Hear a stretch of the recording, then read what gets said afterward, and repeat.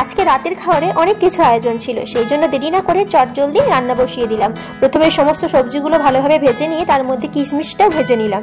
এরপর ধুয়ে রাখা চালের মধ্যে লবণ আর সাদা তেল মিশিয়ে ভালো করে ফুটিয়ে নিলাম। চালটি সেদ্ধ হয়ে গেলে ঠান্ডা করতে দিয়ে এরপর একটা কড়াইয়ের মধ্যে কিছুটা সাদা তেল নিয়ে নেব, তার মধ্যে দিয়ে দেবো ভেজে রাখা সবজিগুলো।